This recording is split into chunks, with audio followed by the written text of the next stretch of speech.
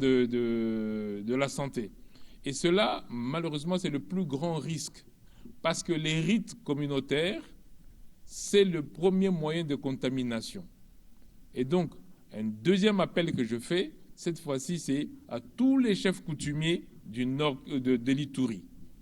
Vraiment, dans le cadre de votre organisation, je pense qu'il s'appelle INADI, dans ce cadre-là, informer la communauté que les rites d'enterrement sont un moyen, c'est le plus grand moyen de contaminer tout le monde. Et donc, c'est vraiment un défi majeur. Nous avons d'autres défis qui sont notamment la surveillance des cas contacts. À cause justement de cette résidence communautaire, parfois il y a des contacts qu'on n'arrive pas à joindre justement parce que les personnes se soustraient ou même parfois ne veulent pas être représentées par leur famille. Ce qui fait qu'on a un taux de suivi pour l'instant qu'on va augmenter, parce que je vais vous dire comment on va augmenter ça, à 63%. Notre target, c'est 95%. Donc pour cela, nous avons formé des relais communautaires.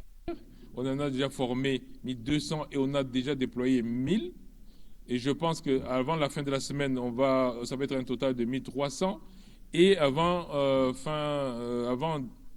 en juillet, début juillet, on va être autour de plusieurs milliers de relais communautaires. Alors les relais communautaires sont très importants parce que c'est eux qui vont, on en a pour l'instant 15 à 20 par aire de santé, c'est eux qui vont maintenant de famille en famille, de groupement en groupement pour rapporter tous les cas qui sont dans la communauté. Et donc ce défi-là aussi est un défi important d'aller surveiller la communauté au travers des relais communautaires. Nous avons d'autres défis qui sont des défis logistiques, mais qui sont beaucoup moins importants pour l'instant parce que nous disposons d'énormément d'équipements, mais il faut les déployer à chaque fois. Comme vous savez, nous sommes à 1 mois exactement aujourd'hui de la déclaration. Donc, on a des défis, mais la riposte avance. Elle avance et le nombre de décès, le nombre de cas que nous avons, c'est un élément qui nous montre que la riposte avance parce que nous allons chercher les gens dans la communauté. Et ça, c'est très important.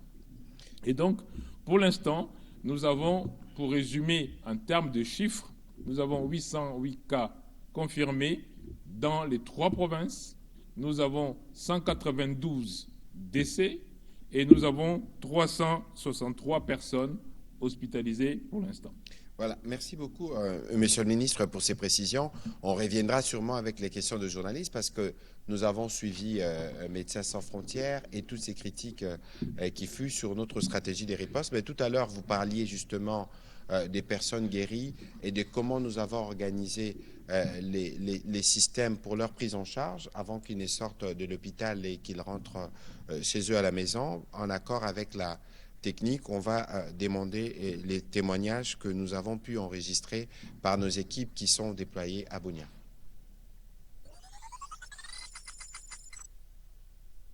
Nafurahi sana na kila moja. Jina yangu ni Samuel Mugisa Hervé. Niko anja V6 na niko parmi bagere ya virus Ebola, ile epidemie enye kwa ravage surtout ku partie est na province ya Ituri, surtout dans la ville ya Bunia. En fait, enda pasha sema na population mingi concernant ile epidemie iko, lakini kama ukikuja mbele wakati uko na après 100% ya kukuwa nini gere gise nilikuwa mara kwanja kupitia maseptome mbalimbali, kichwa kuluma, kupitia saa ile diarrhea, unasikia mwili kuchoka, inomba ku rapidite kukia kuposte yeko le plus proche juu bayue gisi kana kukamata ile bani ba mesure ya kukutunza. Me kama unagawia pale ndio tawa matata sana, na niko contre na batu yote ambao bi wasima ma fausse information kuma réseaux sociaux. Vraiment usema ku ma hôpital fulani iko na batu wenyewe biko na washindana mai, biko atobola mtu mai, mtu akufa. No, haiko hivi. Juu kama ilikuwa kutobola mtu mai, kama mimi nishakufa parce que mimi nafa 2 semaines et 5 jours sipona taki tombaya, nilikuwa bien traité sur tous les plans ya kukula, kuvala, vraiment traitement ilikuwa vraiment mzuri tena très efficace. Première Rema tunatumika pamoja na ministère Dr. Marie tulitayarisha IMC ilitayarisha kite fulani fulani juu ya sorti ya wagonjwa ambao waligonjwa ugonjwa wa Ebola. Leo tunawadeklare geri, watarudi, tutawarudisha ndani ya mafamilia yao. Kama tulitayarisha kikwembe ni juu ya mamai tuko kule chini, shakose na nguo. Alafu hiyo ni ya mwanaume. Tunapia mtoto wa mwaka 10 aliyegonjwa ugonjwa wa Ebola, karibuni leo atarudi nyumbani. Tulitayarisha sababu ndani ya wakati mtu anapokelewa kunako kituo ya CTE, vitu ambayo alikuja nayo hawezi rudi nayo nyumbani sababu ni kitu nyetu na considere iko kontamine. Alafu tulitayarisha hii kuwa recompense mefamie tendelea ikiongeze ingine nyumbani. Asante, tunawashukuru. Leo tutatosha watu 3, ndani ya 3 kuna mtoto mmoja wa mwaka 10, kijana mmoja wa mwaka 26 na mama mmoja watarudi leo nyumbani. Ninawashukuru. Voilà, Monsieur le ministre, on aura évidemment quelques petits commentaires de votre part. Pour ceux qui ne comprennent pas les Swahili, Monsieur Samuel Mugisa, 26 ans, témoigné qu'il a été guéri de la maladie à virus Ebola, qu'il a passé 2 semaines et 5 jours sous les soins. Il a été bien traité et il démentait justement tout ce qui s'est dit sur les réseaux sociaux en disant que si vous y allez, on va vous piquer, on va vous injecter des substances parce que malheureusement, parallèlement à la riposte que nous faisons contre la maladie elle-même, nous devons faire la riposte contre les réseaux sociaux et c'est pourquoi nous vous convions régulièrement au briefing pour passer le bon message. La deuxième personne que vous avez vue, c'est une aide soignante qui travaille à l'hôpital et qui explique c'est quoi le kit qu'ils apprêtent pour les personnes qui sortent de l'hôpital. Parce que si nous disons que la maladie se transmet notamment en contact avec des liquides des personnes qui présentent des symptômes, donc en sortant de l'hôpital, on vous donne un nouveau kit parce que vous ne pouvez pas repartir avec vos habits qui sont potentiellement contaminés. Et donc voilà, ça c'est une stratégie qui s'applique de manière étroite. Monsieur le ministre, est-ce que vous pouvez nous confirmer que ceci s'applique? Vous aviez dit que nous avons dépassé les 50 guéris. C'est les mêmes protocoles, donc prise en charge totale, alimentation et kit de sortie dès que vous guérissez. Mais c'est le même protocole parce que, comme elle a très très bien dit, on ne peut pas se permettre de renvoyer les effets des patients quand ils sont arrivés. On ne peut pas se permettre de les renvoyer à la maison parce que s'ils sont contaminés, eh bien, ils risquent encore de contaminer d'autres personnes. Mais je voudrais surtout insister sur et vraiment féliciter. On a beaucoup de personnel de santé qui sont guéris et qui ont décidé de retravailler pour s'occuper des malades. Notamment une dame qui est guérie, qui s'appelle Nathalie, qui est une infirmière. Je ne sais pas si vous avez sa vidéo, qui a été très très malade, qui est guérie maintenant et qui a décidé de continuer à travailler à l'hôpital. C'est vraiment quelque chose de très émouvant et de très rassurant pour nous, système de santé, parce que la prise de conscience que cette maladie doit être combattue et à tous les niveaux. Bien entendu, comme j'ai dit, la résistance communautaire pour laquelle on travaille notamment avec les relais communautaires est un défi, mais de voir les personnes qui ont été touchées continuer à travailler, c'est vraiment quelque chose à féliciter. Voilà, Monsieur le ministre, avant qu'on ne prenne la question des journalistes, vous l'avez dit tout à l'heure, c'est un défi de la sensibilisation communautaire. Nous étions sur place et on pourra évidemment y retourner bientôt. Et on a impliqué notamment le motard qui passe dans toutes les rues, dans toutes les avenues, pour sensibiliser les uns les autres. Peut-être qu'on va regarder ces images avant qu'on prenne les questions de journalistes. On commencera par Madame Bibi Mbete de la télévision nationale.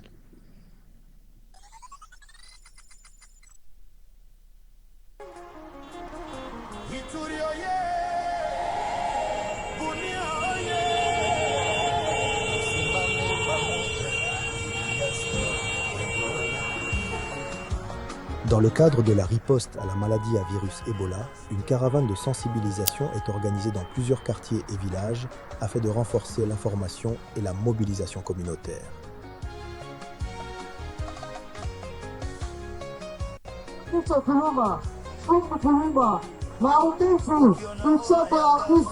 communication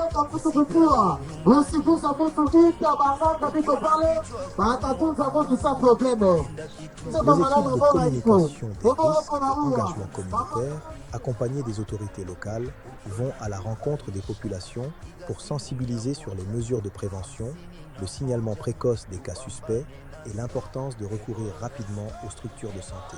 Cette activité permet également de répondre aux préoccupations des communautés, de lutter contre les rumeurs et la désinformation et de renforcer la confiance envers les interventions en cours.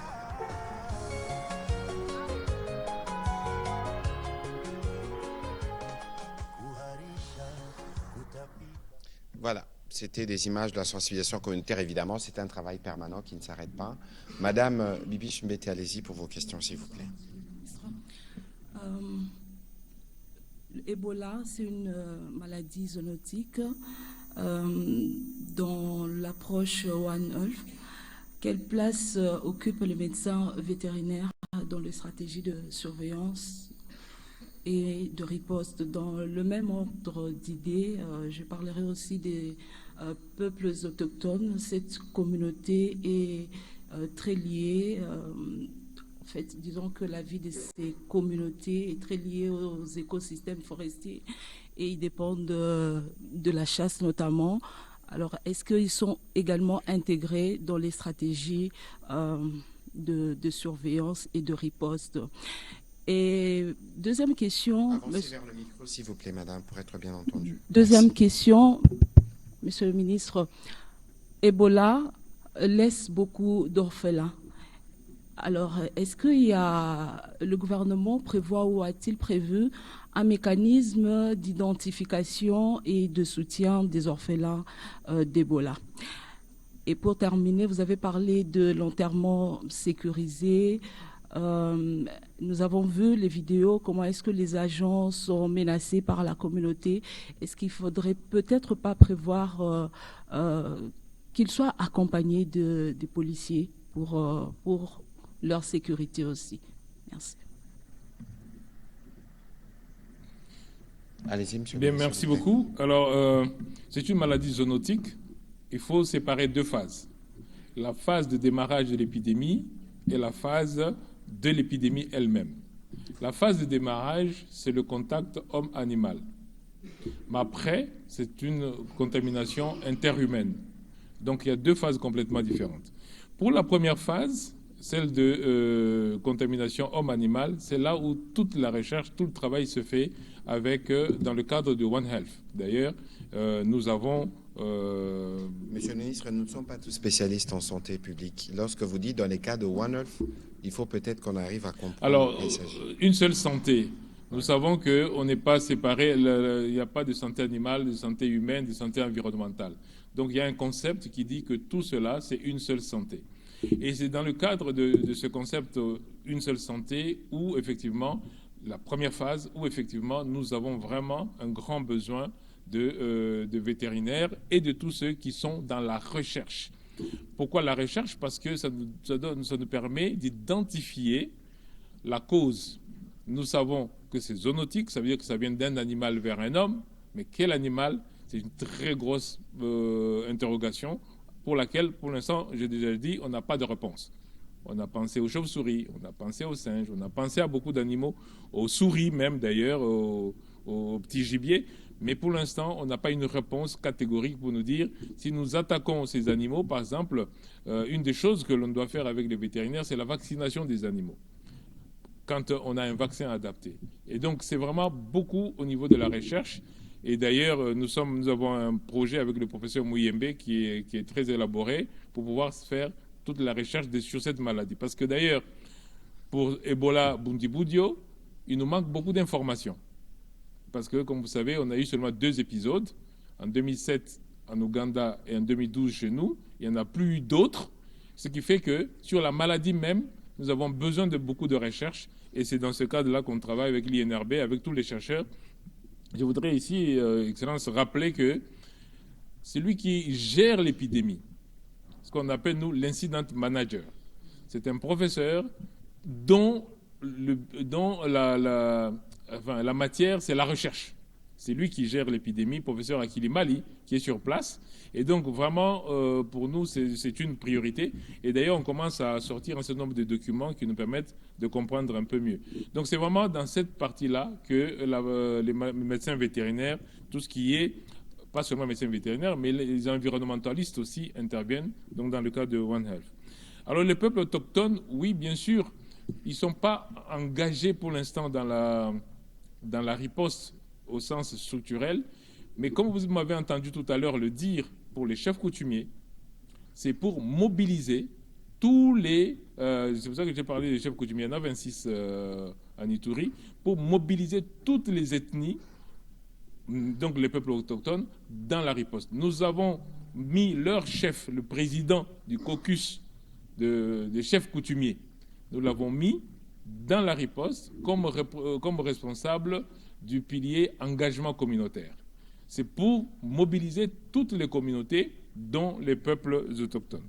Alors, pour les enfants orphelins, je vais être honnête, on n'a pas encore tout fait pour l'instant, parce que je vous rappelle qu'aujourd'hui, le 15, ça nous fait exactement un mois. Donc, nous sommes en train de déployer effectivement toute la stratégie, d'abord pour identifier tout simplement. Identifier les parents, identifier les enfants, juste identifier. Et ça, c'est un travail qui se fait par l'incident manager sur terrain. Alors, est-ce que la police doit accompagner pour les enterrements dignes et sécurisés? Je pense que oui, sauf que nous ne savons pas toujours quelle est la famille qui, à la dernière minute, se comporte comme ça. Donc, on ne va pas militariser ni rendre la police avec tous les enterrements. C'est là où il y a un souci, là où on sent qu'il y a de la tension, on va le faire. Donc, on est en train de travailler avec le gouverneur militaire qui est là pour voir comment est-ce qu'on sécurise les enterrements, parce que nous savons que c'est vraiment le moment de contamination. Et malheureusement, ceux qui se contaminent dans ce moment-là, la conséquence, c'est qu'ils fuient. Et donc, ça nous pousse maintenant à aller les rechercher. Et donc, c'est pour ça que tout à l'heure, j'ai dit que le suivi des contacts est, à un certain moment, handicapé par le comportement communautaire, parce que si les personnes fuient, ils se cachent, on ne sait plus très bien où est-ce qu'ils sont. Et donc, en fait, ça nous diminue le suivi des contacts. Et donc, oui, pour certains enterrements, je pense effectivement qu'il faudra les sécuriser. Monsieur le ministre, peut-être que vous devez nous édifier davantage, parce que tout le monde n'est pas épidémiologue. Il y a quelques jours, je crois hier ou avant-hier, dans le CITREP, donc le document que nous sortons tout le soir pour des besoins de transparence, il a été confirmé 72 cas. La question, c'est de nous dire à quel moment dans vos prévisions, nous avions parlé ici, quand on se donnait les défis de 3 mois ou 4 mois, vous pensez qu'on peut atteindre le plateau, donc les niveaux les plus élevés de l'épidémie?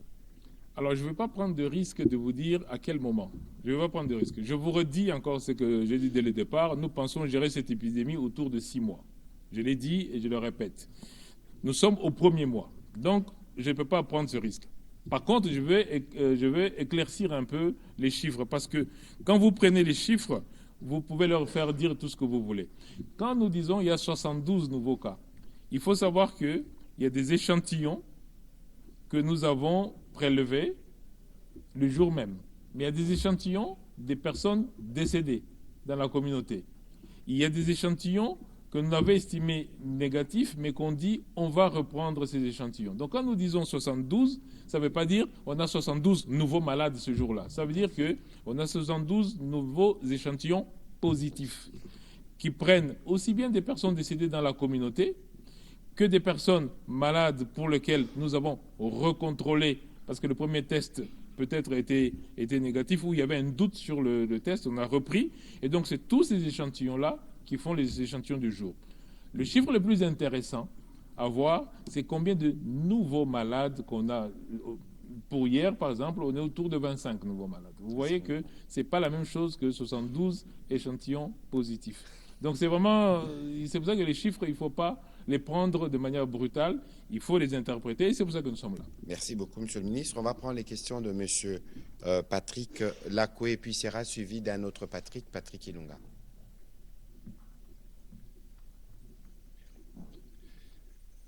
Merci, Monsieur le Ministre, pour la parole. Monsieur le ministre de la Santé, nous sommes à la 17e épidémie. Les précédentes ripostes ont réussi grâce à l'intégration de la population. Ils ont intégré les mesures de riposte et on a eu des solutions. Tout à l'heure, la consoeur a même souligné la non-implication de la population dans les cérémonies funéraires. Qu'est-ce qui bloque? Pourquoi cette fois-ci, la population n'intègre pas réellement les mesures de sécurité prises? Deuxième question,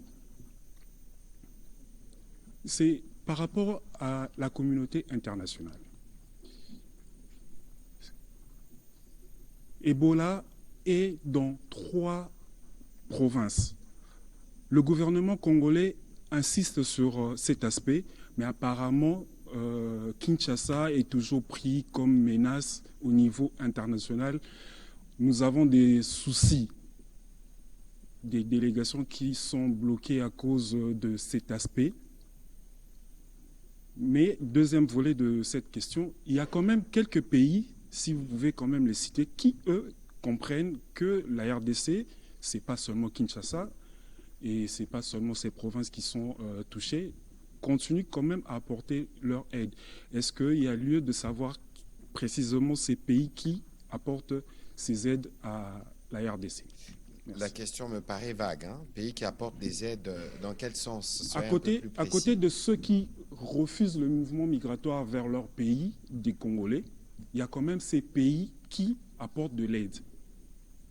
Mais on aura peut-être du mal à les lister dans le sens où nous avions reçu, le ministre de la Santé a reçu la commissaire européenne qui est venue au nom de l'Union européenne. Et donc ici, on ne peut pas stigmatiser, dire tel pays n'a pas fait ceci, n'a pas fait cela. J'ai vu aujourd'hui que les Américains atteindraient les milliards dans le cadre de la contribution à la lutte pour la riposte, même si ils interdisent aux gens d'accéder à leur territoire. Mais bon, il faut peut-être être plus précis. Je crois que peut-être le ministre, si vous avez bien compris la question. J'ai compris sa question, je vais y répondre. Alors pour la première question, je viens de vous dire ici qu'on a formé 1200 relais communautaires. Ce sont des gens de la communauté. Ce ne sont pas des gens qui sont venus de Kinshasa. De Kinshasa, notre équipe, c'est autour de 80 personnes. Donc quand on a 1200 personnes formées, ce sont des personnes locales. Je dis ça parce que je profite pour vraiment tordre cette idée que ce sont les gens de Kinshasa qui sont là, qui gèrent, la population locale n'est pas impliquée. Les 1200 relais communautaires qui sont sur place, là, ce sont des gens de l'Ituri. Vous pensez que les motards qu'on a vus là dans le film sont des gens qui sont venus de Kinshasa?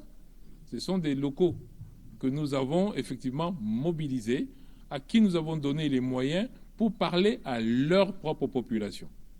Cependant, comme me disait tout à l'heure un ancien ministre qui me disait, mais il faut savoir aussi la dynamique communautaire qu'il y a là-bas, qui peut faire que la résistance pour certains endroits est plus importante que pour d'autres. Et c'est pour cela que nous avons pris les 26 chefs coutumiers, donc de tout l'Ituri. On dit, bon, comme ça, tous vont être embarqués, parce que, vous avez raison, la première façon d'arrêter cette épidémie, c'est l'implication des communautés locales. Et nous les impliquons. Je répète encore, nous avons 1000 relais communautaires déployés sur les 1200 que nous avons formés, parce que les autres ont fini de les former. Et avant la fin de cette semaine, on aura 1300 déployés. Nous allons vers 20 à 25 relais communautaires par aire de santé. C'est-à-dire des gens qui sont dans l'aire de santé, l'unité la plus petite, et qui passent leur temps à parler aux familles, à expliquer, à sensibiliser, mais aussi à nous signaler quand il y a, par exemple, on voyait qu'il y avait des motards qui prenaient un mort et qui mettaient sur leur moto pour aller enterrer. Eux-mêmes prenaient des risques pour eux, et donc nous avons remis ces motards-là dans la riposte, de telle sorte qu'ils comprennent qu'ils sont en train de prendre un risque. Donc il y a un grand travail de sensibilisation qui va fonctionner. Vous savez, même si vous prenez l'épidémie de Goma, de 2018-2019, c'est quand ce mécanisme d'intégration de communautés a fonctionné que finalement on a stoppé l'épidémie. Mais au départ, on avait le même problème. Par exemple, il y a des tradipraticiens qui étaient payés par un malade. Quand vous êtes malade, vous allez voir le tradipraticien. Qu'est-ce que le tradipraticien faisait? Ce qu'on a vu à Goma, c'est qu'il gardait le malade le plus longtemps possible, parce que le malade payait, et quand ça devenait dangereux, maintenant il l'envoyait à l'hôpital. En ce moment-là, qu'est-ce qu'on a fait? On a dit, OK, on va prendre en charge les tradipraticiens, comme ça, ils ne gardent pas le malade. Donc, maintenant, là, par exemple, ce que nous allons faire, c'est maintenant rendre tous les soins gratuits dans les milieux communautaires. Je ne parle pas des soins d'Ebola, je parle de tous les autres soins. Pour que des malades n'aient pas peur de venir aux soins et pour que nous puissions repérer les cas les plus suspects le plus rapidement possible. Donc c'est une stratégie pour intégrer ces gens. Moi je pense que c'est vraiment la communication et la sensibilisation qui va faire que les personnes vont pouvoir répondre, pas nécessairement faire de la résistance communautaire. Et surtout, les relais communautaires, mais la première fois que nous sommes partis, enfin la deuxième fois que nous sommes partis avec le ministre Mouyaya, on a parlé avec les élus locaux, les députés locaux, qu'on a sensibilisés. Là, demain, à 11h, nous avons réunion avec les députés nationaux pour pouvoir les sensibiliser davantage pour qu'ils parlent à leur base, pour dire allez aux soins parce que c'est gratuit. Vous prenez le risque pour rien en fuyant. Et donc, c'est vraiment très important que tous les leaders communautaires soient impliqués et c'est vraiment la stratégie qui va fonctionner là comme elle a fonctionné ailleurs. Mais, encore une fois, vous savez, on vient vous annoncer il y a un mois que cette maladie existe. Vous ne changez pas votre façon de penser du jour au lendemain. Il faut insister pour que vous compreniez. Et puis parfois, l'exemple, quand vous voyez des morts, là vous vous dites non, c'est vraiment pas quelque chose qui a été inventé. Quelqu'un disait, est-ce que vous pensez qu'un médecin peut se suicider lui-même en attrapant la maladie? Parce qu'on a vu des médecins mourir. Quand, juste pour inventer une maladie, non, c'est vraiment une vraie maladie qui est là et qui est dangereuse. Nous avons un taux de létalité autour de 20%, ce qui est beaucoup mieux que Ebola Zaïre. Mais pour qu'on atteigne vraiment ce taux-là, il faut que les gens viennent tôt, qu'ils se fassent soigner le plus tôt possible. Alors, pour la deuxième question, comme disait le ministre de l'Information, nous avons reçu ici la commissaire européenne, qui est venue au nom de l'Union européenne, et qui est partie à Bunia, qui est restée à Bunia, qui a circulé et elle a déclaré de toute façon. Et nous avons eu une réunion avec elle et Africa CDC, avec l'OMS, nous avons eu une réunion cette semaine avec elle. Et, pas cette semaine, vendredi, c'était vendredi, ce vendredi, nous avons eu la réunion. Et elle a été très claire. Il n'y a aucun objectif sanitaire à fermer les frontières. Il n'y a aucun objectif sanitaire. Quand vous fermez les frontières, les gens prennent des voies détournées. Et quand ils prennent des voies détournées, eh bien, malheureusement, on n'a plus les moyens d'assurer les points de contrôle. Parce que les gens ont toujours tendance à aller chercher ailleurs. Donc, ce qu'il faut, c'est d'avoir une bonne ceinture de contrôle. Et c'est ce que nous avons fait. D'ailleurs, à ce propos, vous avez vu l'aéroport de Ndjili. Vous avez peut-être, pour ceux qui sont à Bunia, ils ont peut-être vu l'aéroport de Bunia, comment les mesures ont été prises. Et d'ailleurs, la commissaire européenne est partie à Bunia pour aller voir. Et elle est revenue en disant, par rapport au circuit, il n'y a rien à dire, tout a été fait. Et donc, oui, il y a des pays qui, par peur sans doute, mais pas par mesure de santé publique, ont fermé des frontières, mais encore une fois, j'ai dit, ça n'a pas de substrat scientifique, il n'y a pas de raison. 17e épidémie, l'épidémie qu'on a eue en Afrique de l'Ouest qui a fait des milliers de morts, officiellement plus de 11 000 morts, ça touchait plusieurs pays. Cette épidémie-là n'a pas entraîné la peur qu'on voit aujourd'hui. Donc ce n'est pas lié aux mesures de santé publique. Si je peux me permettre un petit commentaire. Tout à l'heure, le ministre nous disait que c'est les rites communautaires, notamment autour des morts, qui est le premier facteur de risque. Et évidemment, on peut comprendre les appréhensions des uns et des autres parce que fort malheureusement, lorsque les gens s'expriment, ils s'expriment que là où plus souvent pour ce que nous considérons comme des défis. On ne va pas dire qu'on n'a pas fait ceci ou on n'a pas fait cela. Il faut regarder la marge. Il faut regarder l'étendue. Les défis, ils sont énormes. Mais lorsque vous affrontez les cultures, les croyances qui sont enracinées, d'abord, il ne faut pas venir faire croire à ceux-là qui sont en tort, mais il faut venir avoir un échange, une discussion. C'est un défi permanent. Nous y travaillons de manière permanente. Et malheureusement, les témoignages qui peuvent ressortir et qui peuvent être partagés sur les réseaux sociaux, vous connaissez les principes, c'est souvent ce qui est négatif qui est partagé.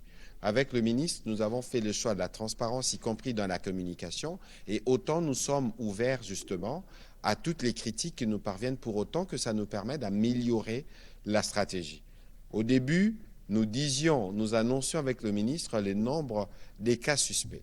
Certains nous ont reproché cette transparence, disaient, vous aviez 900 cas suspects, mais le ministre nous a dit, Abounia a dit que maintenant, parce qu'on a plus de matériel de laboratoire de testing, on est en mesure de confirmer directement les cas qui sont touchés. Donc, il y a un effort à faire, d'abord dans la compréhension de la maladie, de comment elle fonctionne et des défis que nous avons. Et ici, les défis doivent être notamment dans la communication.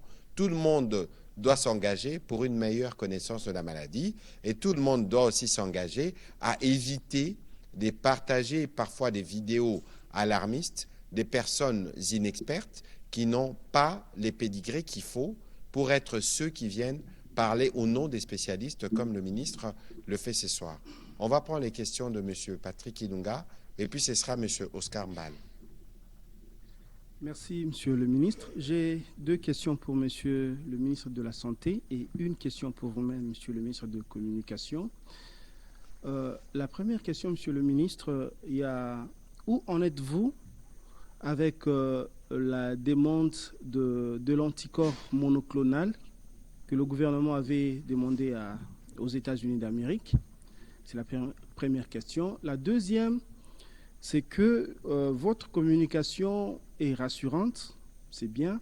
Vous insistez beaucoup sur les personnes guéries, mais lorsque vous regardez les chiffres du gouvernement et les chiffres de l'Institut national de santé publique, entre jeudi et dimanche, il y a eu 60 morts quasiment. Et MSF dit on ne connaît pas encore l'ampleur du mal. Que répondez-vous à ceux qui estiment, comme MSF, que la propagation dépasse un petit peu les capacités de riposte? Ce sont les deux questions. Monsieur le ministre de la Communication, une question d'actualité. Il y a quelques jours, il y a eu deux rapports parallèles. Le premier, c'est Human Rights Watch, mais je souhaite beaucoup plus insister sur le deuxième rapport de Global Witness, qui a fait état du pillage des ressources naturelles, notamment le coltan, qui profite aux entreprises du Rwanda, de la Chine, de Thaïlande, des États-Unis d'Amérique. C'est comme un conglomérat industriel, en tout cas mondial, contre le Congo. Alors j'étais curieux de savoir que va faire, comment va réagir le gouvernement. Mais je n'ai vu aucune réaction, ni par rapport au rapport Global Witness, ni par rapport au rapport de Human Rights Watch. Est-ce que le gouvernement est à ce point blasé pour ne plus réagir, ni communication, ni quoi que ce soit, autour de rapports qui sont très alarmants? Voilà, merci. On va commencer par le ministre de la Santé, je terminerai. Alors pour l'anticorps monoclonal, je pense avoir répondu ici que d'ailleurs j'étais en Ituri, donc c'était il y a à peu près un peu plus de 2 semaines, quand je viens de recevoir la réponse du gouvernement américain en disant nous sommes d'accord et on enclenche le processus. Donc le processus est en cours. Je rappelle que cet anticorps monoclonal va permettre de faire la recherche et l'essai clinique. Je rappelle que nous avions demandé, nous, 500 doses pour faire cette recherche clinique parce que l'anticorps monoclonal a été essayé d'abord in vitro, ensuite ça a été essayé chez l'animal, ensuite ça a été essayé chez l'homme pour voir s'il y avait des effets secondaires, ce qu'on appelle la phase 1. Maintenant, on passe à la phase 2. Donc le processus est en cours. C'est vraiment un certain nombre de documents, un certain nombre de protocoles de mise en place qui est en cours.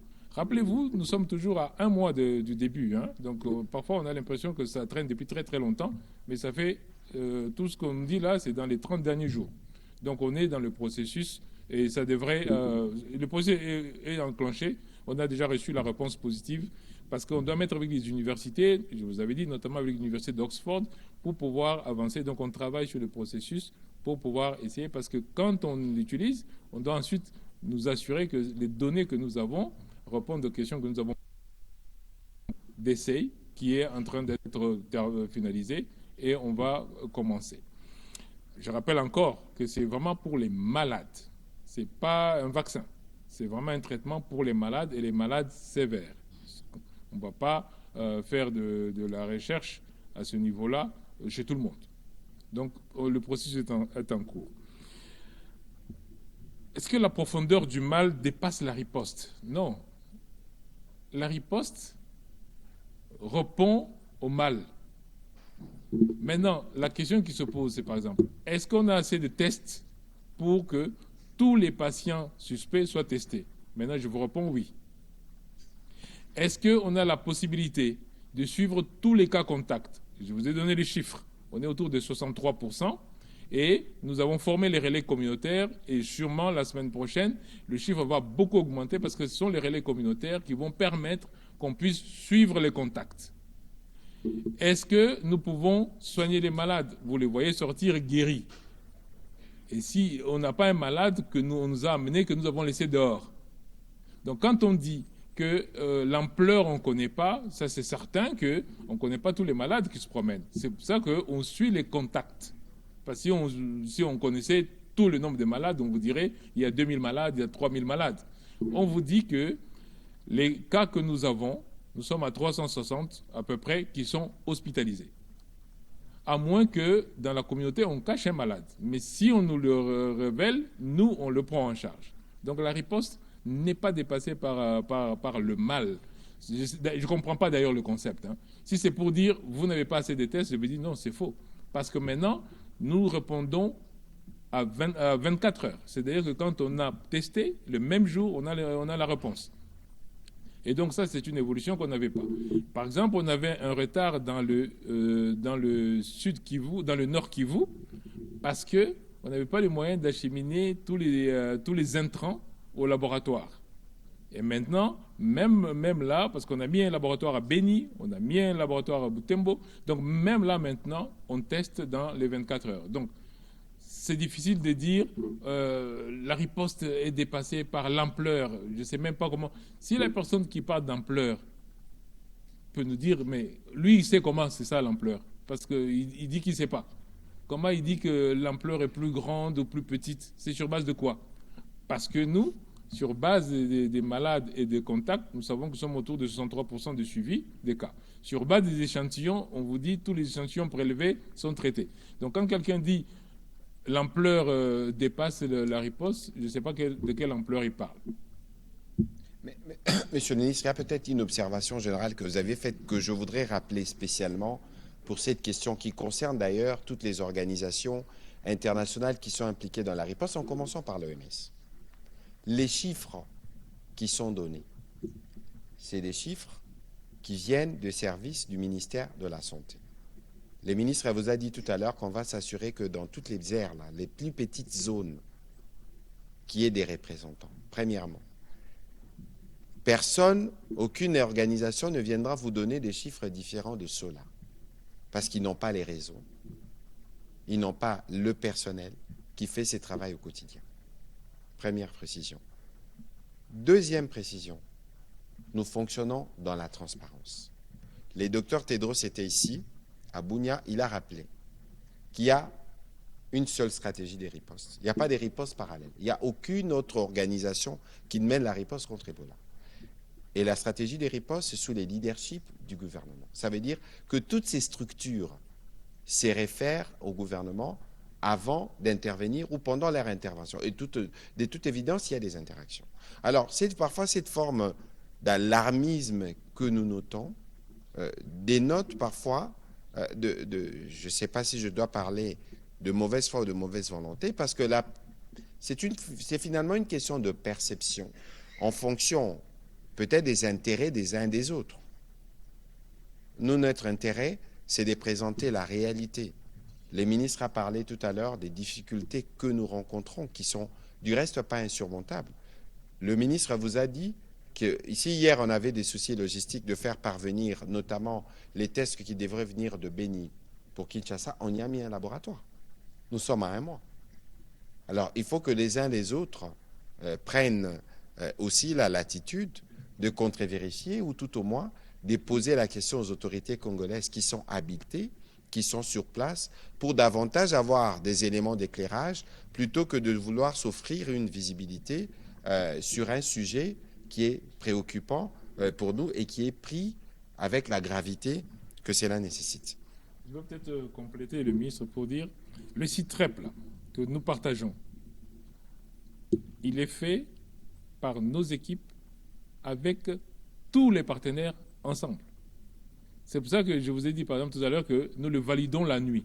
Donc, quand on a collecté toutes les informations, nos équipes sont assises avec les équipes de l'OMS, sont assises avec les équipes de Médecins Sans Frontières, sont assises avec l'équipe de Africa CDC, ils sont à Bunia sur place. Et c'est quand ils ont validé, et c'est pour ça que ça prend du temps, que finalement, on nous envoie les... Donc, les chiffres que nous vous donnons, ce n'est pas les chiffres qui sortent clandestinement de quelque part. Ils sont validés avec tous les partenaires. Et c'est seulement quand ils sont validés que nous les mettons à disposition. Et comme a dit le ministre Mouyaya, ce sont nos équipes qui sont sur terrain qui vont chercher l'information. Je ne sais pas si, là vous avez cité MSF, je ne sais pas si MSF a un réseau des gens sur place qui vont voir plus que ce que nous voyons et qui viennent dire, voilà, nous avons vu ceci que vous n'avez pas déclaré. Et je répète, j'insiste là-dessus, même si les chiffres augmentaient comment, on vous dira que ça a augmenté. C'est dans notre intérêt de le dire, parce que c'est comme ça qu'on va stopper la maladie. Si nous cachons un chiffre, malheureusement, nous prolongeons la maladie. Je ne sais pas quel est le ministre qui serait content de voir une maladie se prolonger. En tout cas, ce n'est pas moi. Voilà. Alors, sur l'autre volet de votre question sur les récents rapports de Human Rights Watch et des Global Witness, ce n'est pas des rapports qui nous surprennent. Parce que n'oubliez pas que nous avons des services. N'oubliez pas non plus que c'est pour ça que quand nous parlons de notre stratégie, j'ai envie de dire de riposte, pour utiliser les termes en vogue, contre cette agression, nous avons un front judiciaire, nous avons un front économique. Et d'ailleurs, dans les jours qui viennent, il y aura encore des actions judiciaires qui seront posées au niveau du ministère de la Justice, parce que pour nous, il n'est pas simplement question, pour ce qui concerne les minerais par exemple, de blâmer ceux qui viennent piquer à la source, mais il faut regarder toute la chaîne. À ces propos, nous avions eu une grosse réunion avec la Première ministre il y a quelques mois à Genève, avec tous les traders qui interviennent plus ou moins dans les circuits. Les rapports viennent évidemment corroborer des informations que nous avons, mais les rapports viennent aussi nous donner des éléments qui pourront enrichir justement tout ce que nous avons déjà apprêté, parce que comme je le disais, c'est la justice, d'une part, qui va venir pour l'économie, d'autre part, tout au moins l'économie des guerres entretenues par le Rwanda, qui vit évidemment de cette guerre dans la partie est de la RDC. L'autre volet du rapport, c'est aussi un point sur lequel nous sommes déjà revenus. Le rapport, ici je parle du rapport de Human Rights Watch. Le père et les fils, nous savons qu'ils sont impopulaires dans les parties du pays qu'ils occupent. Mais parce qu'ils gouvernent par crime, exactement sur le modèle du Rwanda. Ils contraignent des enfants. On a reçu plusieurs fois des alertes des parents, souvenez-vous, qu'à un moment donné, les parents ne voulaient même plus envoyer leurs enfants à l'école. Parce qu'on veut recruter des enfants, on veut faire du cinéma, y compris pour présenter, par exemple, dans tel camp, voilà les personnes qui ont été recrutées. Les rapports de Human Rights Watch qui corroborent ce que nous avons déjà dit, pourra davantage d'ailleurs nous servir dans le travail judiciaire qui est en cours. Parce que tous ces crimes, et là-dedans il y a des crimes, des guerres et tout le lot de types de crimes que nous retrouvons et pour lesquels la justice, notamment au niveau international, est saisi ou sera saisi. De toute évidence, ici, nous connaissons le type, justement, de l'agresseur, ses méthodes. Nous les traquerons partout. Et d'ailleurs, les rapports, que ce soit de Human Rights Watch ou des Global Witness, ne relèvent pas tout ce qui se passe sur le terrain. Et donc, nous comptons sur nos services. Et lorsque ces rapports viennent, ils corroborent les travaux en cours et ça va davantage étoffer notre réaction. La réaction du gouvernement n'est pas simplement en faisant un communiqué ou en parlant. La réaction du gouvernement, je pense que c'est plus dans l'action. Et si vous avez vu que les autorités américaines ont pris des sanctions contre l'armée rwandaise, c'est parce qu'y compris cette armée rwandaise, elle contribue ou elle collabore ou elle est complice, elle est responsable de tous ces circuits mafieux de production illicite de nos minerais. Et pour toutes ces choses, il y aura évidemment de suite par rapport aux démarches judiciaires qui sont en cours. Monsieur Mbal, pour vos questions. Et puis nous prendrons les questions de Monsieur John Kanyunyu et Eric Izami. Voilà, j'ai deux petites questions. La première est adressée au ministre de la Santé publique. J'ai suivi dans votre mot introductif. Vous avez parlé d'une certaine évolution par rapport aux guéris. Le nombre de guéris a sensiblement augmenté. Mais paradoxalement, les pays comme les États-Unis, le Canada, le Mexique, les Émirats arabes unis, tout récemment, d'ailleurs de qui la République démocratique du Congo dépend beaucoup en termes d'importation. Beaucoup de commerçants se rendent à Dubaï. Aujourd'hui, les frontières sont fermées, mais on ne sent pas au niveau du gouvernement entrer en contact, prendre langue avec ce pays pour la réouverture des frontières parce que c'est contre le protocole de l'OMS. Qu'est-ce qui est prévu? C'est ma question qui vous concerne, Monsieur le ministre de la Santé publique. Monsieur le ministre de la Communication et Médias, j'ai une question d'actualité. Le vendredi dernier, l'opposition politique bien sûr, a organisé un sit-in que le gouvernement provincial avait délocalisé pour les terrains à Sosa. Mais finalement, les militants et les leaders de l'opposition politique se sont agglutinés devant le siège de l'ECD. Juste après ces sit-in, le gouvernement provincial, même vous-même, vous êtes prononcé en annonçant l'ouverture d'une enquête. Je voudrais savoir, c'est ça la question, à l'issue de ces sit-in, est-ce qu'il y a eu des morts? Parce que le rapport qui a été présenté fait état de plusieurs dégâts et des blessés. Je voudrais savoir s'il y a eu des morts à l'issue de ces sit-in. Merci. Voilà. Merci pour la question. Monsieur le ministre. Oui, d'abord, le nombre de guéris va continuer à augmenter. Vous savez, quand vous regardez nos chiffres, vous allez voir que entre le nombre, je vous dis par exemple qu'on est à 808 cas, le nombre de personnes qui sont hospitalisées qui sont à 300 quelque chose, le nombre de guéris, je vous dis, ils sont à 50 quelque chose. Et puis vous vous dites, mais les autres sont où? Ça, c'est une première question, par exemple. En fait, c'est parce que le nombre de guéris va continuer à augmenter. Il y a des gens pour lesquels nous attendons juste un deuxième test, et donc ça va continuer à augmenter. Je répète encore, cette riposte, cette épidémie est grave, elle est sévère. Ce n'est pas une petite épidémie, c'est une grosse épidémie parce que ça touche une très grande province où il y a 8 millions d'habitants et où il y a un grand mouvement commercial. Mais si vous regardez ces chiffres un peu plus en détail, vous allez voir que 85% de cette épidémie est dans 4 zones de santé. Dans Bunia, Nyakoundé, Rwampara et Mongwalu. Les autres zones de santé, vous allez trouver un cas, 2 cas, et rappelez-vous que j'ai dit, chaque fois qu'il y a un cas, on dit que l'épidémie est là. Et donc, c'est très, très concentré à cet endroit-là. Bien entendu, on peut avoir un cas qui sort, qui se retrouve ailleurs, mais ça ne va pas donner l'ampleur qu'on a de l'autre côté parce qu'on va pouvoir l'étouffer rapidement. Et c'est pour ça que j'ai dit, les mesures qui sont prises, nous, on va à Bunia. On était à Bunia dernièrement, on va sans doute y retourner. Nous, on va à Bunia, on ressort, on repart. Il n'y a pas de peur. Donc les mesures qui sont prises, encore une fois, ce ne sont pas des mesures de santé publique. Quand je parle des pays qui ferment les frontières. Mais nous sommes en contact avec eux. Vous savez que notre équipe est finalement partie pour le match. Bien sûr. Même si, à un moment, je peux vous assurer qu'à un moment, ils nous avaient même contacté pour nous dire, mais même l'équipe ne vient pas. Ils nous avaient même contacté pour ça. On leur a expliqué, mais sur base de quoi vous faites tout ça?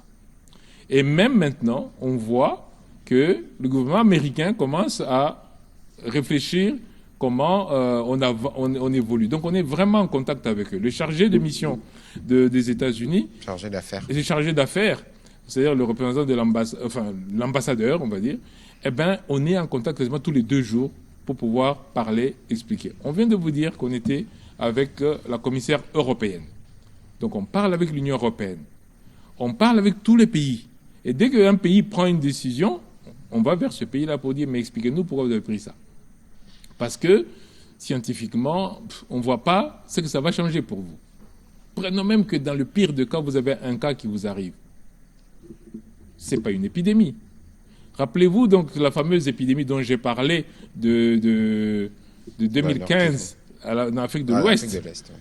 Eh bien, il y a eu 4 cas aux États-Unis.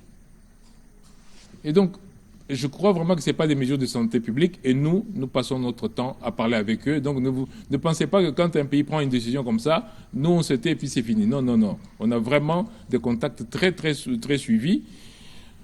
Et il y a des pays qui essaient de trouver des solutions qui ne sont pas non plus des solutions de santé publique. D'ailleurs, j'en profite ici de faire des tests de dépistage. Je ne sais pas si vous avez prévu de poser cette question, mais c'est un test inutile. Vraiment inutile. Je sais que beaucoup de gens commencent à partir à l'INRB en disant « Est-ce que je peux faire un test avant mon voyage ?» Parce que c'est vraiment inutile. Mais bon, parfois la panique peut faire des choses qui ne sont pas des choses très rationnelles. Mais bon, on est en contact avec tous ces pays-là. Merci beaucoup, Monsieur le ministre, et c'est pour ça que nous sommes transparents, justement. Et c'est pour ça qu'il y a eu des rumeurs ici qui annonçaient, par exemple, des cas à Kinshasa. Le ministre a déjà eu l'occasion de le dire, que s'il y a un cas à Kinshasa qui est avéré, il y a des dispositions qui ont été prises pour en assurer la prise en charge. Et je pense aussi que le ministre, les mesures préventives qui doivent être prises sont prises dans les différents points de barrières dans les aéroports. Et d'ailleurs, je pense qu'on va demander à nos équipes de faire une petite visite à l'aéroport pour qu'on voie les circuits qui ont été aménagés à l'arrivée à Kinshasa. Et c'est bien les dispositions qui ont été prises aussi partout, principalement pour les provinces qui sont touchées. Je dois rappeler ici, et les ministres l'ont dit souvent, nous sommes à 1 mois de l'épidémie, mais si vous regardez, nous avons les 3 provinces, et ce sont ces 3 provinces qui sont touchées en 1 mois. Et donc, le jour où les éléments nouveaux arriveront, nous-mêmes, parce que la transparence fait partie de notre stratégie des ripostes, on viendra le dire. Il faut donc se méfier parce que la semaine dernière, Monsieur le ministre, je ne sais pas si vous l'avez entendu, on disait qu'il y avait des cas à Boudjala. Oui. Mais tout ça relève... On m'a même envoyé des vidéos. Des rumeurs. Et qu'il faut vraiment... C'est pour ça que le rôle de vous, les médias, est crucial. Alors, sur votre question par rapport à la manifestation du 12, je dois d'abord rappeler un principe. C'est que la liberté de manifester ou la liberté d'expression, c'est des droits qui sont garantis par la Constitution. Je dois rappeler aussi que dans ces contextes, la violence n'a pas de place. La violence est inacceptable d'où qu'elle vienne. Je dois aussi rappeler que lorsque responsable politique, vous convenez avec les autorités urbaines du lieu et de comment la manifestation peut se dérouler, je pense qu'il faut s'en tenir à ce qui est prévu. Mais quoi qu'il en soit, on ne va pas revenir sur le détail. Nous, comme gouvernement, qu'est-ce que nous avons fait? Le communiqué que j'ai sorti samedi a été sorti après, parce que le vendredi dans la soirée, le ministre d'État, ministre de la Justice et garde de Sceaux a rendu visite aux responsables des partis politiques qui étaient à la marche la journée. On ne les regarde pas parce qu'ils sont d'un courant politique différent, mais on les regarde d'abord comme de Congolais, dans un contexte où les libertés publiques sont garanties. Et donc, le ministre de la Justice a fait cette démarche pour, y compris, avoir les détails de leur version par rapport aux événements qui sont passés. Et le lendemain, nous avons fait un communiqué. Je rappelle encore la transparence. S'il y avait des morts répertoriés ces jours-là par nos services, on l'aurait déclaré. Lorsque nous parlons des rapports de service, c'est des rapports qui viennent de la police, c'est des rapports qui viennent des services hospitaliers parce qu'il n'y a pas des blessés qu'on veut garder à la maison. Les blessés, leur place, c'est à l'hôpital pour qu'ils puissent bénéficier de la prise en charge sanitaire qu'il faut. Ce qui a été fait. On a vu des gens dire qu'il y a eu des morts. J'ai même vu un tweet du ministre des Affaires étrangères belge et d'un porte-parole de l'Union européenne. La question, c'est que s'il y a eu des morts, mais alors, qui nous donne les noms, les identités, les adresses, quelle morgue, et nous, gouvernement, on va assumer notre part. Et ici, je ne dévoile pas un secret.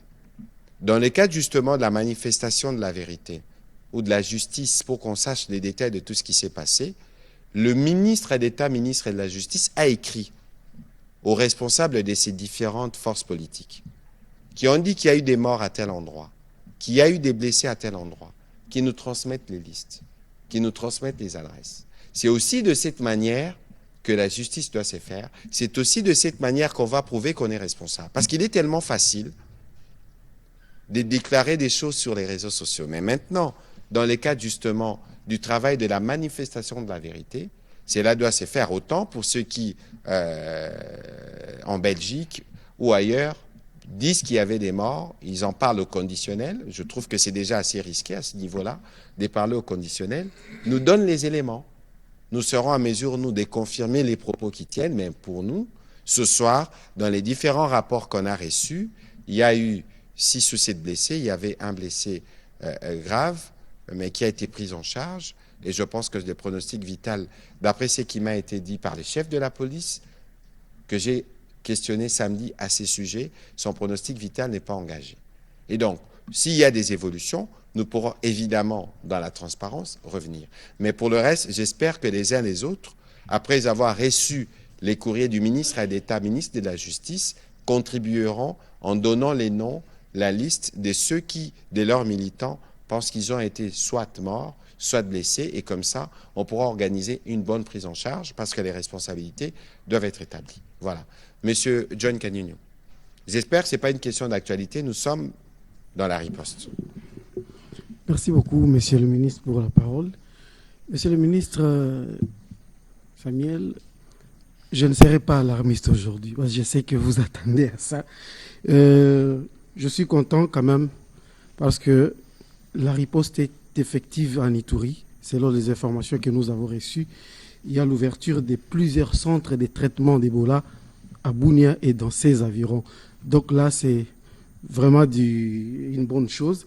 Et une autre bonne chose, c'est que la population est maintenant consciente que l'Ebola existe bel et bien et que ce n'est plus le fameux cercueil-là des Mungwalu qui jetterait des mauvais sorts à la population. Alors, vous vous êtes toujours opposé à la fermeture des frontières, et voilà, parce que ce n'est pas la priorité dans la riposte. Mais je reviens sur la situation qui demeure préoccupante en raison des déplacements des populations quittant Mungwalu, Bunia et ses environs pour Beni, et d'autres se dirigent vers Kisangani et Kinshasa. Compte tenu de l'augmentation du nombre de personnes contaminées, ne serait-il pas possible d'envisager un confinement temporaire de Bunia et de ses environs afin de prévenir la propagation du virus dans d'autres villes, y compris Kinshasa? Je sais que vous vous opposez à cela, mais si on peut se référer à l'expérience de l'Ouganda, l'Ouganda a fermé ses frontières et aujourd'hui, si ma mémoire ne me trahit pas, l'Ouganda est au 11e jour sans aucun cas confirmé d'Ebola. Est-ce que cette expérience, vous ne pouvez pas l'essayer chez nous en confinant temporairement, je l'ai dit bien, vous et ses environs, parce que ce que j'ai appris, il y a des gens qui quittent Mungwalu pour Beni, pour votre information. La plupart des commerçants ambulants dans Mungwalu et certains villages de l'Ituri, viennent de Butembo. Et il y a ces déplacements. Il y a maintenant un risque de contamination et l'augmentation des nombres de contaminés dans ces zones-là. Est-ce que ce n'est pas possible de faire ce confinement temporaire? Merci beaucoup. Rassurez-vous, vous n'êtes pas la première personne à poser cette question. Rassurez-vous que c'est une question qui revient très fréquemment. Votre question revient à dire, est-ce qu'on ne pourrait pas confiner la RDC pendant un moment aussi, pendant 2-3 semaines, comme ça, on est certain à ce moment-là qu'il n'y a aucun cas qui sort. Le ministre Mouya vous a dit tout à l'heure, oui, le nombre de cas est élevé. On est à 808 cas, c'est élevé. Mais non, il y a une stratégie pour pouvoir limiter la transmission. D'abord, je viens de vous dire que le plus important, c'est le suivi des contacts. C'est ça la vraie mesure de santé publique. C'est vraiment le suivi des contacts. Quelqu'un qui n'a pas été en contact de qui que ce soit, pourquoi vous voulez l'empêcher de se promener? Parce que cette maladie-là, encore une fois, ce n'est pas le Covid, ce n'est pas aéroporté. C'est vraiment le contact avec un malade qui présente des symptômes. Qui présente des symptômes avec un malade, pas quelqu'un qui est en bonne santé. Moi, là, je suis parti à une tourisme, je reviens, si vous me touchez, vous ne tombez pas malade. Mais je veux dire, rappelez-vous qu'on a eu des centaines et des centaines de personnels de santé tués dans l'épidémie de 2015. Pourquoi? Parce qu'ils étaient en contact avec le malade. C'est vraiment le contact qui est le problème. Et donc, la vraie stratégie, c'est le suivi des contacts. Et donc, nous avons répertorié quasiment tous les contacts des malades. Mais j'ai dit, et je reconnais que j'ai dit que nous sommes à 63% de taux de suivi, parce que beaucoup de malades, malheureusement, beaucoup de contacts, malheureusement, sont gardés, on ne veut pas se dénoncer ou on ne veut pas les signaler. Et c'est pour ça que je fais l'appel à tous les responsables locaux de dire, ne prenez pas ce risque-là d'avoir quelqu'un qui peut développer la maladie à côté de vous. Le contact, ce n'est pas quelqu'un qu'on va arrêter. Le contact, c'est quelqu'un que nous allons surveiller régulièrement pour voir s'il développe un symptôme. S'il développe un symptôme, en ce moment-là, on dit, OK, lui, il a développé un symptôme, on peut maintenant l'isoler et le traiter. Mais si vous le cachez, c'est un problème. Si on doit fermer, nous-mêmes, nous avons dit, on ne ferme pas la frontière. On avons reproché à l'Ouganda d'avoir fermé la frontière. Nous ne pouvons pas lui reprocher et puis venir nous-mêmes fermer les frontières. Si c'était une mesure de santé publique, on la prendrait. Gardez à l'esprit que ce n'est pas Roger Kamba qui refuse. C'est les évidences scientifiques qui nous disent que ce n'est pas une mesure de santé publique. Le règlement sanitaire international dit, en cas d'épidémie, ne fermez pas de frontières. Sincèrement, ce n'est pas moi qui l'ai écrit, je n'étais même pas là. Mais c'est pour montrer que tous les scientifiques sérieux qui se mettent ensemble, vous avez peut-être suivi le professeur Peter Piot, qui est le co-découvreur, avec le professeur Muyembe, du virus d'Ebola. Tout à fait. Il a dit, même dans l'avion, on lui a posé la question, mais dans l'avion, si vous êtes assis à côté de quelqu'un qui est malade, il a dit, ouais, je peux être inquiet, mais si on ne se touche pas, il n'y a pas de risque. C'est le professeur Peter Piot, ce n'est pas Dr Kamba qui dit ça. Et donc, ce n'est pas ma décision. Moi, j'applique la décision scientifique en sachant qu'il peut y avoir un risque que quelqu'un quitte Bunia, passe par Kisangani, arrive à Kinshasa. Oui, ça peut arriver. On va le prendre, on va le soigner, on va l'isoler, et puis on va arrêter l'épidémie. On a arrêté 16 épidémies en faisant ça. On va arrêter celle-ci aussi. C'est vrai qu'elle est dans une province où il y a beaucoup de mouvements, très denses, où il y a beaucoup de commerçants. C'est un défi en plus. Mais c'est un défi qu'on va relever. Voilà. Mais, Monsieur le ministre, peut-être que vous pouvez nous dire un mot, parce que vous êtes là, sur l'Ouganda justement. Il a été convenu par les deux chefs d'État de construire des centres de traitement dans des points frontaliers bien identifiés. Alors, rappelez-vous d'abord que moi-même, j'étais en Ouganda et que nous avons discuté ensemble. Nous avons levé le plan que nous avons de riposte aujourd'hui. C'est un plan que nous avons validé avec l'Ouganda et le Sud-Soudan, rappelez-vous. Lors de cette rencontre, nous avions décidé qu'effectivement, nous devions mutualiser nos efforts pour que nous puissions ensemble venir à bout de ce problème.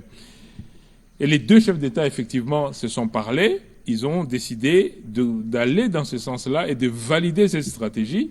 C'est pour cela qu'aujourd'hui, par exemple, j'ai donné mon accord pour que l'Ouganda construise son centre de traitement à Arua. De notre côté, c'est Aru, de l'autre côté, c'est Arua. De telle sorte que si on a des malades à ce niveau-là, que nos capacités soient ensemble. Oui, on travaille avec l'Ouganda pour mutualiser aussi bien le testing, le suivi des malades que la prise en charge. Voilà, on va prendre la dernière question en français des messieurs les amis. On prendra la question de Madame Nathalie. Je sais qu'il y a encore des questions, mais on pourra revenir à un autre exercice pour le confrère qui ont des questions qui n'auront pas de réponse. Allez-y, s'il vous plaît. Merci, Excellence, pour la parole. Monsieur le ministre, Dr Kamba, la dernière fois quand vous étiez ici avec nous, vous devriez rencontrer le lendemain, je crois, l'ambassadeur russe ou quelqu'un de chez eux qui devait venir vous voir. Je voudrais savoir, et piquer ma curiosité, si vous avez évoqué la question relative aux vaccins éventuels, s'il y en a dans des pipelines. Et puis, vous avez évoqué ici la difficulté qu'il y a par rapport à la communication, parce qu'il y en a certains qui pensent que c'est une maladie inventée de toutes pièces et tout ça. Je voudrais savoir... l'autre défi, c'était plutôt à l'époque la manière de dispatcher les kits et tout ce que vous avez apporté comme besoin là-bas.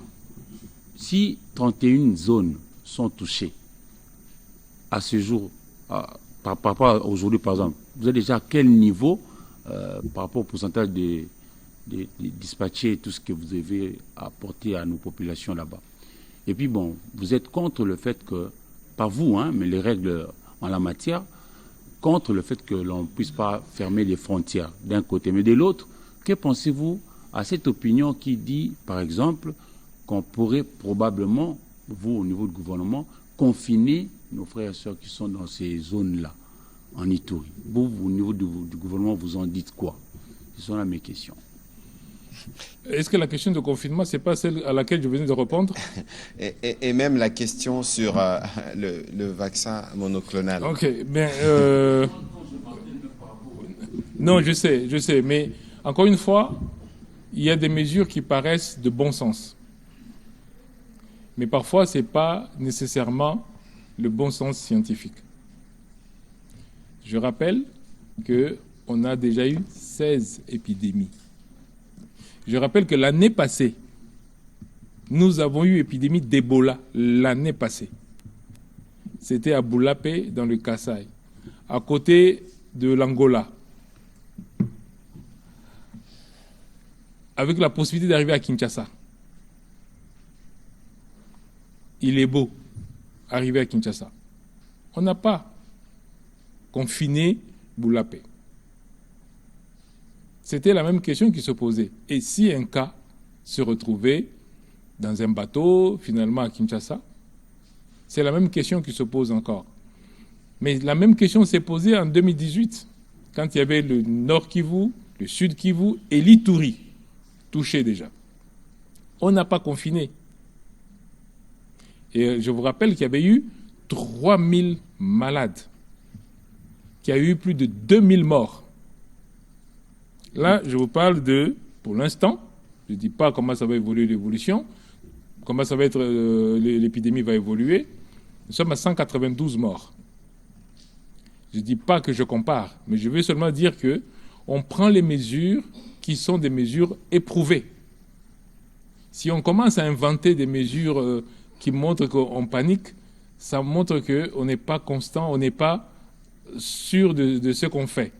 Il ne faut pas paniquer, il faut faire les choses correctement. Il y aura peut-être 800 malades de plus, je n'en sais strictement rien. Il y aura peut-être moins, il y aura peut-être plus, je n'en sais rien. Mais nous devons appliquer les mesures éprouvées. On ne doit pas commencer à inventer à chaque coup quelque chose en disant « et si on essayait ceci, et si on essayait cela ?» Je répète que le règlement sanitaire international dit que quand il y a une épidémie de ce genre, on ne ferme pas les frontières. C'est après avoir éprouvé beaucoup de méthodes et beaucoup de confinements même. L'Union européenne nous dit qu'il n'y a pas de raison de fermer les frontières. Les Américains disent, chez nous, vous ne venez pas, si vous venez de... Vous voyez? Quelle est la bonne mesure? Est-ce que vous pensez que les Européens ne sont pas capables de voir qu'il y a une épidémie qui peut arriver chez eux? C'est possible. Peut-être que demain, ils vont changer. Mais ce que je veux dire, c'est que nous appliquons des mesures éprouvées. Nous n'essayons pas, on ne fait pas de la petite magie tous les jours là. On dit quels sont les grands principes, quels sont les grands remèdes, on les applique. Peut-être que dans un autre contexte, il reviendra qu'il faut fermer. En ce moment-là, tous les comités scientifiques s'asseuront et diront est-ce qu'on s'est trompé ou pas. Mais pour l'instant, avec ces épidémies, on ne s'est pas trompé. Donc je ne pense pas qu'il faille maintenant commencer. Oui, l'opinion, on la comprend, mais c'est notre rôle d'expliquer à l'opinion. C'est notre rôle de travailler pour que l'opinion comprenne ce que nous faisons. Parce que voir un peu tous ces aspects-là. Bien sûr, comprendre les inquiétudes des populations, mais d'autre part, ne pas essayer des méthodes non éprouvées parce qu'il faut suivre un certain courant. Pour l'instant, tous les scientifiques autour de moi et tous les décideurs épidémiologistes disent que ce n'est pas la bonne méthode. Alors maintenant, pour ce qui est des défis de logistique, encore une fois, je rappelle ce que j'ai dit tout à l'heure. Sur les 31 zones de santé, 85% des cas sont confinés dans 4. Il y a des zones de santé où il y a 2 malades, où il y a 1 malade. Mais nous les comptons tous, c'est pour ça qu'il y en a 31. Mais c'est Mongwalu, c'est Bunia, c'est Rwampara et c'est Nyakoundé où il y a le plus de malades présents. Et donc, nous apportons à tous ces niveaux-là tout ce qui est la chaîne logistique. Mais, comme l'a dit John Kanyunyu tout à l'heure, si vous allez maintenant, vous allez voir que les problèmes qui se posaient il y a 3 semaines ne se posent plus ou alors de manière marginale. Donc oui, on a au niveau logistique de quoi couvrir effectivement et on couvre toute la prise en charge des patients de manière sécurisée. Mais Monsieur le ministre, peut-être que alors il faut, au-delà des mesures qui sont déjà prises, évidemment, je ne suis pas spécialiste, avoir une stratégie plus ciblée et plus robuste sur, par exemple, Mongwalu, qui est l'épicentre. À défaut des confinés, peut-être qu'il faut envisager d'autres mesures. Oui, on a d'autres mesures. D'abord, renforcer les points de contrôle. Je rappelle que quelqu'un qui n'est pas malade, il ne contamine pas. Renforcer les points de contrôle. Et ça, nous allons encore travailler pour que, à ce niveau particulier, que la surveillance soit encore au-delà de 100%, pour que vraiment on soit certain d'une chose. Deuxièmement, retrouver, mais de manière très très ciblée, de manière très efficace, tous les contacts de ce niveau-là. Par contre, les contacts, on ne leur permet pas de bouger. Surtout les contacts directs. Eux, on ne leur permet pas parce qu'ils vont développer la maladie probablement. Les contacts directs, eux, par contre, c'est pour ça qu'on a la liste des contacts. On a vraiment la liste de contacts, on est au-delà de 5 000, presque 6 000 contacts, on a la liste de contacts. Et donc, eux, par contre, il faut vraiment les garder pour pouvoir les surveiller, parce qu'éventuellement, même d'ailleurs, on les isole. Mais c'est vraiment ces deux choses-là qu'on doit faire en plus, sans nécessairement fermer la frontière. Voilà, merci. Je crois que sur la question sur le vaccin... Oh oui, je vais répondre à cette question-là. Ce n'était pas le vaccin monoclonal, c'était l'ambassadeur russe. L'ambassadeur russe qui est venu. Alors, d'abord, vous avez vu peut-être que je suis parti avec le chef de l'État en Égypte pour signer des accords. Donc, on n'a pas pu se voir avec l'ambassadeur russe, que je vois, je pense, mon assistante m'a dit, je pense, avant la fin de la semaine, je le vois. Et en ce moment-là, je saurai ce qu'il demande, ce qu'il propose réellement. On ne s'est pas encore vu. Voilà, merci. Dernière question à Lingala. Maman Nathalie.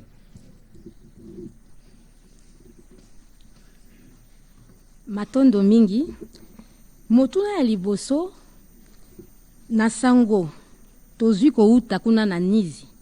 E sakola miete, e pa ya bakima bitumba, ya kwapa, je pense que je ne la prononce en malamu, ba basengeli komema lisungi to ba équipe ya riposte. Ba pesela makinzela ya kokota te. Soko koki kolimbolela biso likambo yewana. Ya mibale esali sanza wuto bokono ya Ebola esakola maki otalisi biso motango na bato bayeba zwi bokono bayeba biki bayeba we pe bongo na bongo kasi na motango eye wana na kati na bango bana mike pe bazali to kaka bakolo yango nde mituna na ngai oya mibale ezali eza makasi penza te bana mike pe bayali d'ailleurs na baoyo babiki oya lelo mwana moko ya 10 ans pe abiki azobima donc bana mike pe bayali mais na ndenge so totali lingomba nyonso wana ebele bazali bato entre 25 et 45 ans donc penza bato oyo bazo tambola à gauche droite baza en contact na ba malade bato bazo ke ko botola bibembe c'est vraiment bango ya mibale oto moni na kati wana basi baza mwa mingi koleka mibali à peu près 53%. Donc bana mike bayali mais pourcentage mingi te ba mikolo ya bampaka bayali neti babiso mais pourcentage mingi te mais na katikati wana entre ba 25 ans na ba 45 ans bilenge pe bazali donc ba mbula nyonso ezali na kati wana donc bana mike pe bayali pe na ba bébé po mama moko akufaki na yango abotaki bébé pe akufaki na yango donc na ba bébé pe bayali mais bana baza mike mikolo ya mikolo penza baza mike ebele baza penza na katikati wana pona oya yambo oya ba réfugié toyebi que na Ituri kuna bisika mibale to misato nde esika penza insécurité yali mais Ituri mobimba o etikali ezali kimia biso tokendaki kuna ayebi yango tokendaki kuna ezali kimia ne sikoyo ba réfugié bayali oto moni ezate que bato wana baya pembeni ya bandako na bango bamusu ba penza 5 km na ndako na bango mais tozo comprendre te pourquoi bazolanda mibeko ya ba chef de guerre na bango na o bazobimisa bango na bandako et donc pour na biso kokoma kuna ça devient difficile il faut être accompagné par l'armée mais na uti kolobawa 85% ya bato bazobela baza na 4 zones de santé bisika nyonso wana tozokota donc oyo etikali wana oyo esika ba réfugié bazali vraiment c'est marginal na moya lelo peut-être que lobi ekozala ndenge mosusu mais na moya lelo ezopoze biso penza problème mingi te. Voilà, merci beaucoup Monsieur le Ministre. Avant de terminer justement ces briefings de ce jour, on parlait beaucoup d'informations ici et des communications. Nous avons mis en place une plateforme Info Ebola qui vous permettra d'avoir toutes les données depuis le début de l'épidémie. Le site REP dont le ministre a parlé tout à l'heure qui renseigne, peut-être que les gens n'ont pas suffisamment entendu la précision, que dès qu'on détecte un cas dans une zone de santé, on considère que l'épidémie a commencé. Donc, c'est ce qui nous permet, entre autres, d'avoir des statistiques quotidiennes. Et donc, si vous pouvez jeter un coup d'œil sur cette plateforme Info Ebola, qui aura évidemment un chatbot qui permettra aux uns aux autres qui ont des questions, qui veulent savoir où est-ce que nous en sommes, de poser leurs questions et d'obtenir des réponses. Évidemment, il y a un travail de mise à jour qui se fera au quotidien, un peu comme le ministre quand il parle de chiffres. Hein. C'est des chiffres qui sont mouvants parce que le travail, en réalité, ne s'arrête pas. Le travail s'est fait au quotidien. Et donc, de ces points de vue professionnels des médias, vous aurez l'occasion, on vous partagera le lien, prière, de suivre et de partager dans vos milieux respectifs pour tous ceux qui ont des besoins pour s'informer davantage sur notre stratégie et comment évolue la riposte. Docteur, on va terminer cet exercice de redevabilité ici, mais on ne va pas terminer sans mentionner le grand jour. Je voudrais rappeler une chose, que même si les supporters congolais ont été privés par des mesures qui ont été prises ici, je ne reviendrai pas, de se rendre aux États-Unis, mais ceux qui sont avec nous à Kinshasa ou aux États-Unis peuvent nous partager l'expérience de Léopard.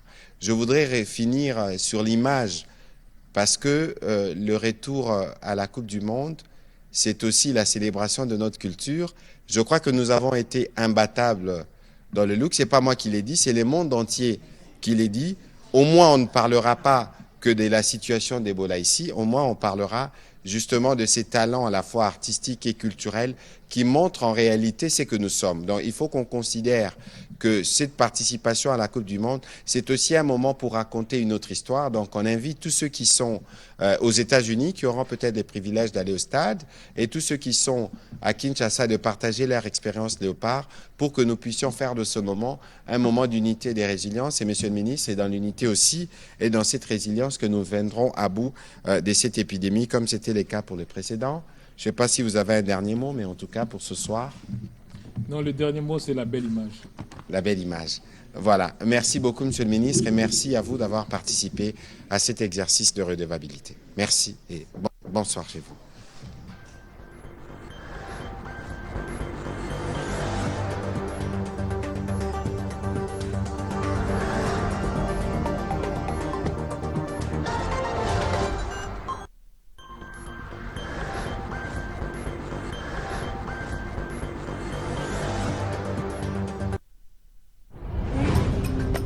Halte au tribalisme. Protégeons notre diversité culturelle. Notre Congo, toujours liboqué. Bomoko. Certains partenariats stratégiques ont changé le se construit. Je voudrais commencer par remercier très sincèrement les corps d'élite scientifique et l'IDPS, parce que c'est la première fois qu'un parti politique invite les scientifiques pour parler du développement d'un pays. Le corps de l'élite scientifique.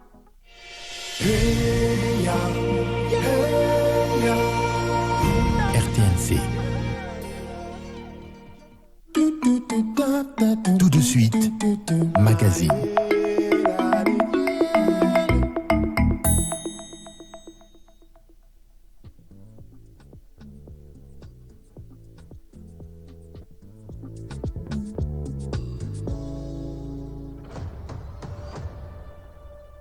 Nous sommes en direct de Kinshasa, capitale de la République démocratique du Congo, pour vous tenir compagnie. Merci de votre confiance renouvelée à ce programme. Que nous devons défendre la patrie avant tout. Et Sengelito Telema. Il faut qu'on boune l'école de manière bien. Et Sengeli na yo Telema. Au battre la libota, au défendre patrie, au défendre baboti, bandeko, bao bazali nzinga bazali komona ndenge nini film, bazali kozala tourner, au lobi ba poto la biso mabe. Ezaneti bomoi obotami ozokola plus ozokola plus découvrir ba difficulté plus ba difficulté façonner yo. Il faut qu'on considère que ba événement mboka na biso vivre sikoyo eza ba événement o ezoya pona kopesa biso makasi. Ozala na Australie, ozala wapi na Singapour, ngonga etelemi, Congolais telema.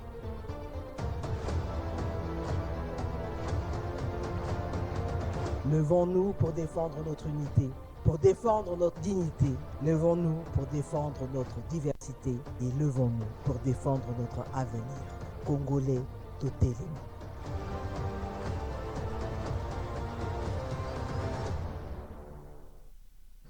Écoutez, bokolinga léopard au moment où bozako violer, koboma, koyiba, ko permettre batuba yiba. Bon permettre Batouba violer, Baboma ba Congolais, allez Léopard soka gagné, bino kuna bosepeli, bon mekate. Naïbi Sarambino, très bien, photo sur la rapembe. Foye ba place ni nyozali, pour nos côtés la Congo, oye ba place ni okei, pour l'ongo la Congo na mutema. Tout ça la vrai. Alors Yves, on va recevoir nos deux invités. Oui, à ma droite, maître Alain Makengo, avec... que je connais depuis des années, oui. À travers la LISPED, Makamoumoua Mingi Mingi. Bonjour maître et bienvenue. Bonjour Abdallah, moi c'est un plaisir d'avoir donc te voir sur ce plateau. Dans la maman Virginie, depuis toujours. C'est un plaisir ensemble. Très bien. Et maître Taïson Gombele, c'est bien ça? Bonjour et bienvenue. Merci beaucoup, merci pour l'invitation, merci. Na maman Virginie, encore une fois, vraiment, encourager Bino Makasi, na musala patriotique au bozo sala, yako la musa congolais, yako télémisa congolais, pour tout yebara, malgré nyon so to ko sala, tozo beta bali. awa championnat zobetama Léopard père obeta coupe du monde mercredi tokoti en lice na Portugal tozo fêter tozo sala nyonso mais bozo rappeler biso toujours to ibarake une partie du pays est occupée par les ennemis et ça musala ya makasi sengeli vraiment les acclamations des Congolais surtout accompagnement congolais. Merci. Très bien, merci. Alors maître Alain Makéon, je vais commencer avec vous. Léopard, symbole de l'unité nationale. Consolidation, il y a bolingo. Il y a enracinement d'habitude en tant que peuple. Face au léopard, pas de tribus, pas de race, pas de religion, pas de parti politique. Et namoni yomone la mola télévision ou qui s'échappe, au lobby fair play, pas de racisme, pas de violence et pas de tricherie. Est-ce qu'aujourd'hui, on peut rassurer le peuple qui nous regarde que les léopards n'ont pas de couleur politique et que nous avons intérêt aujourd'hui à abandonner nos querelles et tous à regarder vers Houston? Ouais, je crois que lorsque je t'ai suivi, Abdallah, tu m'as épaté en disant que bateau Bazor au tal match, les matchs qui bêtent 17, Bando on a besoin na Goma, à Bukavu, on a match. On a un match, personne ne peut leur interdire un match. Donc, ils ont des cœurs, même si si tu es dans le de ces pays, on a beaucoup côté, injustement. Mais c'est ça l'unité. C'est ça l'individualité à RDC. Donc, les léopards, ça constitue l'unité nationale. 52 ans après, ils ont signé mon homo konzambo quand il est dans sport. 52 ans après, le ministre de la sport, maître Didier Boudimbo,